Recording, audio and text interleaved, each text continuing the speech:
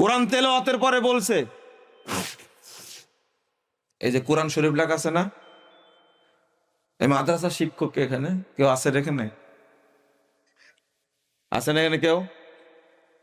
আহলে হাদিসদের মঞ্চে এই কোরআন কেন? আপনারা যারা এখানে আছেন, এটা কোনো ক্ষমা হবে না এরপর থেকে, আমি বলে দিলাম। এই শরীফালা কোরআন মঞ্চে রাখবেন না, বাড়িতেও রাখবেন না। কোরআনকে অপমান করে। উপরে লেখা আছে নুরানি, কিন্তু আবার কি নুরানি?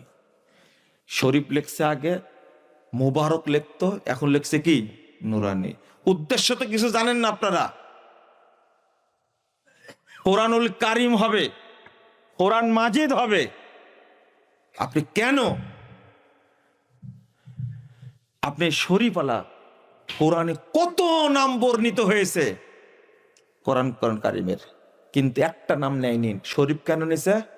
শরীফ শরীফ 4 শরীফ, মক্কা শরীফ, মদিনা শরীফ, কোরআন শরীফ, হাদিস শরীফ, দরগা শরীফ, মাজার শরীফ।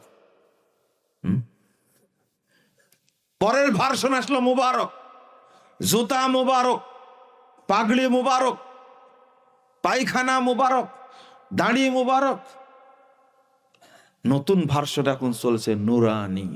নুরানি টুপি, নুরানি পাঞ্জাবি, নুরানি কোরআন, নুরানি মাদ্রাসা। আপনারা বুঝেননি মনে হয়? কেন এরা এত খারাপ আকীদা পোষণ করে? আল্লাহু নূরুস সামাওয়াতি ওয়াল আরদ, 35 নম্বর আয়াত সূরা নূর। আল্লাহ আসমান জমিনের নূর, সব কিছুই আল্লাহর অংশ। বলেন নাউজুবিল্লাহ। গান বানাইছে, হ্যাঁ, তোমার নূরের আভা চাঁদকে দিলে, চাঁদ জ্যোৎস্না পেল। হারামখোর কোথাকার! আল্লাহর নূরের আভা পেল চাঁদ, আর তাই জ্যোৎস্না পেল চাঁদ। এই গান যে তৈরি করেছে হলো মাজার পূজারি, আল্লাহ সম্পর্কে জানেই না। এই গান গায় না।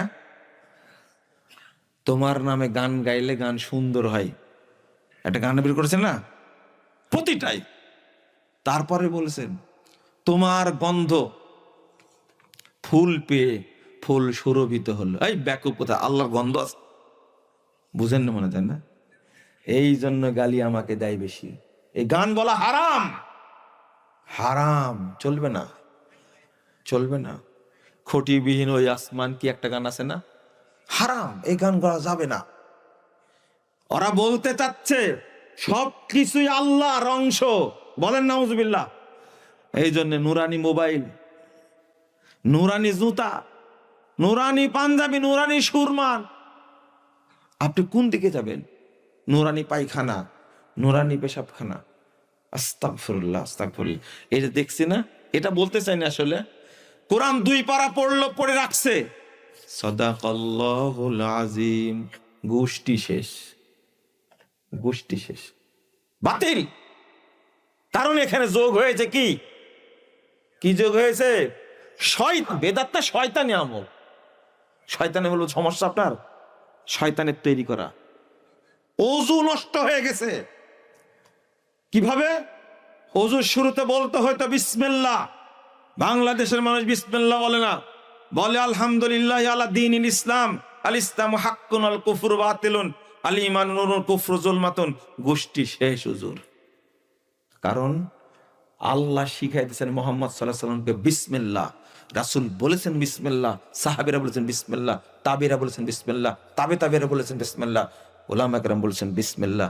তুমি কেন যোগ করলে এখানে এত বড় দোয়া? এক মুরব্বী বলছে, বাবা এত বড় দোয়া জাল।